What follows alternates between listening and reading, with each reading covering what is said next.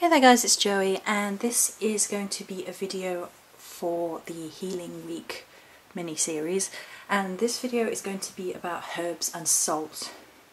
So some of the healing work is going to be me exploring things I haven't maybe tried before, but this one is going to be my favourites. So my favourite herbs and salts for healing work that I use regularly.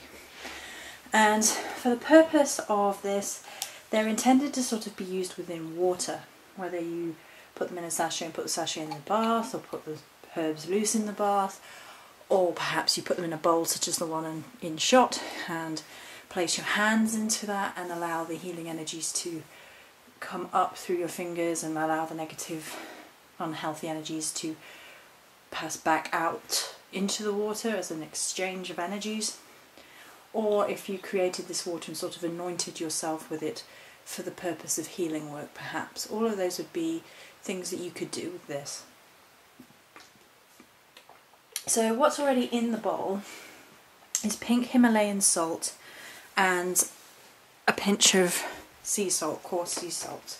So pink Himalayan salt is used for increasing circulation, reducing fluid retention, essential for the lymphatic system to aid detoxification, is high in minerals and has general properties of detoxifying on sort of an energy level as well.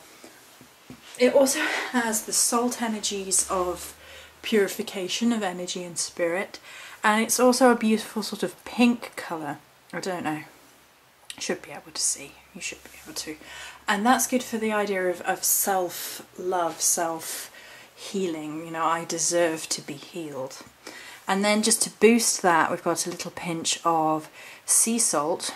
Now, coarse sea salt is also known for its purification properties. Salt is the universal purifier. It detoxifies, it takes negative ick out of your energy field and just relaxes the energy field and makes it feel cleaner. Also for me, it has the energies of the sea within it, and the sea being the largest body of water, it is drawing on that cleansing energy of the sea, of water, of the psyche, and all those symbolic connections that we can pull for healing work. And then we're going to add 4 of my favourite herbs, and I'm going to discuss another one. We'll discuss that first because I'm not actually going to add it to the sea blend. And that's Angelica. Now that's one of my absolute favourite herbs to use. Now you can use it in water, and there are teas and things that draw on Angelica root, and it is used for relieving depression, emotionally calming, may help release negative feelings from traumatic events, and helps ground, as well as energizing all the herbs within it. But for me personally, I prefer to burn it. I prefer the scent when burnt as a smudge or a healing work through scent or incense, just because I think it's quite a unique smell and doesn't work in combination with the other herbs which have a lighter scent. So for that, I wanted to mention it because it is probably my favourite herb, but for this it doesn't work as well. So we're going to add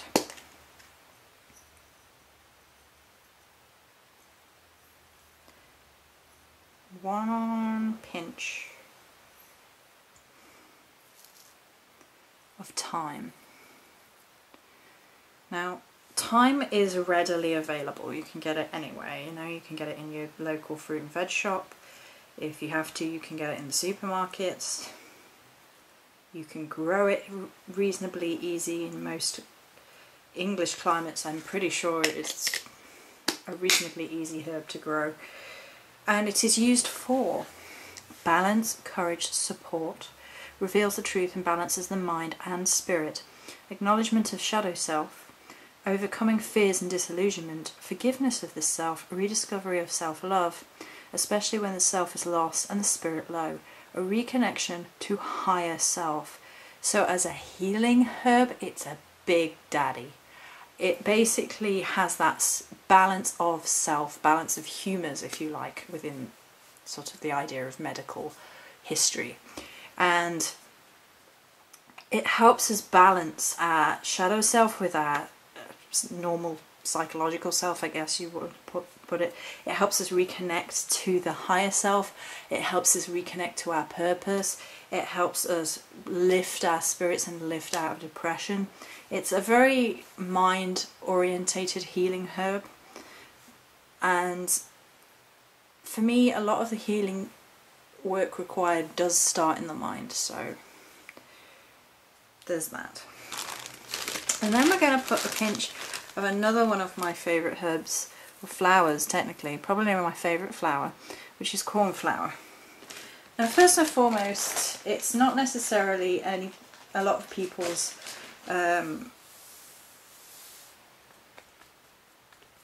first choice for healing, although it is known as the herb of herbalists, flower of herbalists. But for me, it's always just been sort of something that just boosts the rest of the healing work.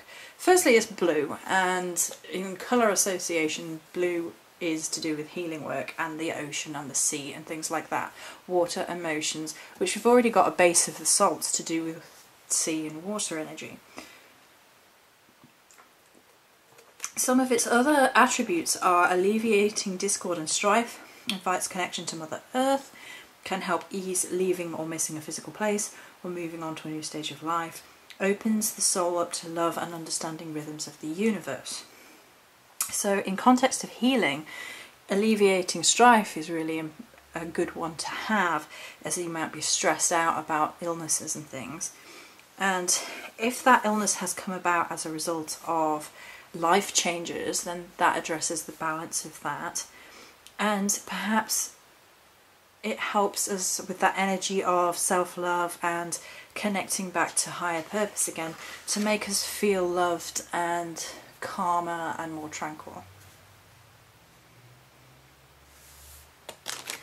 So then we're going to add a pinch of lavender. I might add another one. Let's add another one. Lavender is a pretty staple herb to use for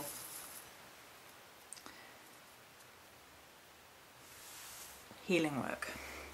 Restorative, calming, lifts depression, aids sadness into lifting it, brings emotional balance to the psyche, purification, helps wash away indecisiveness and emotional conflict.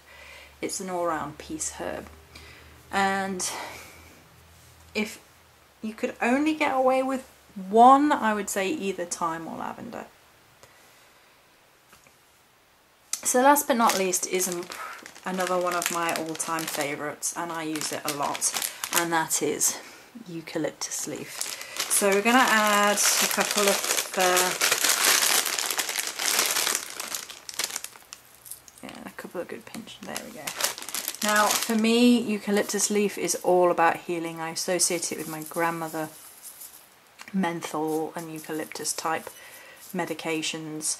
The smell of it is fantastic, the energy of it is fantastic. I have always loved it, I have always recommended it, and it has an uplifting and warming effect. It is used in so many medicines for upper respiratory conditions because it clears out viruses and bacteria, considered a natural antiseptic, carry for energy of cleansing and healing whatever is congesting your energy pathways.